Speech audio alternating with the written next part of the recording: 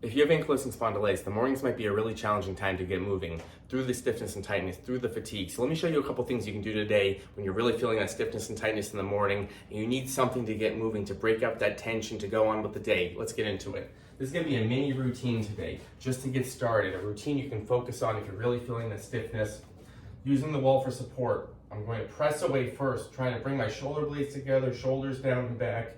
I'm keeping my hips straight and I'm just moving through a comfortable range of motion, stretching the chest, the shoulder, all those tight postural muscles. But we're also trying to engage the back to help with that upright posture. Always start with a smaller range of motion. Even before you feel the stretch, because we can just get the movement, the circulation, the blood flow. A really important tool if you're really feeling stiff and tight, and we don't want to pull on other areas of the body. We want to protect the low back, protect the hips here. So really small range of motion, thinking about stretching the front of the body, engaging that upper back. You can turn the head if it's comfortable. But again, start small. There's power in starting small because we can really loosen up. You can bring the arms lower if it's starting to pull on the shoulders. So arrange the position that's comfortable.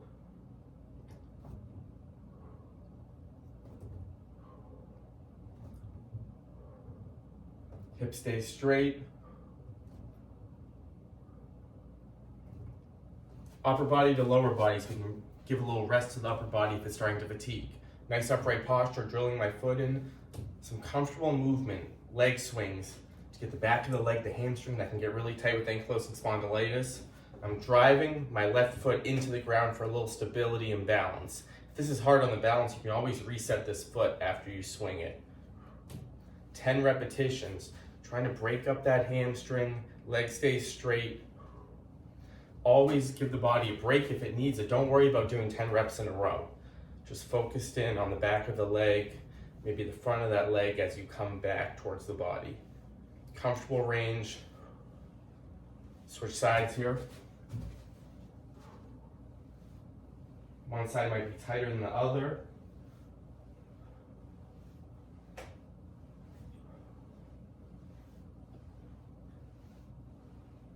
10. From here, we're using the wall. Shoulders down and back, nice upright posture. My feet are pretty close to the wall because I'm going to use the wall to slide all the way up to break up all that tension and then back down. It's really important to get a full body stretch with ankylosing spondylitis, but what happens is we have a lot of tension in the upper body. Maybe you feel rounded through the shoulders. That makes it very hard to reach overhead. A lot of folks have pain overhead because we're really locked up in the shoulders. So I like to use a wall so I can really focus in. Shoulders down and back. And then you might want to start with a smaller range of motion. And then over time you can work all the way up, maybe one side at a time if it's really tight. But find ways to reach overhead with a support system so we can work on that movement without pulling on anything, without messing with the shoulders, so there's no pain with some of these movements.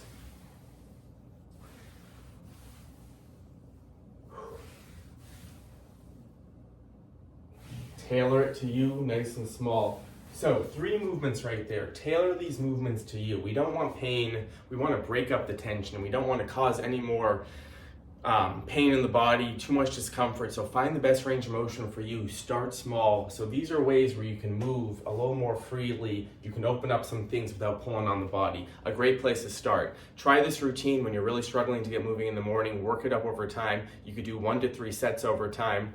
Focus in 10 repetitions each in that comfortable range of motion. Let me know what you thought. Keep going.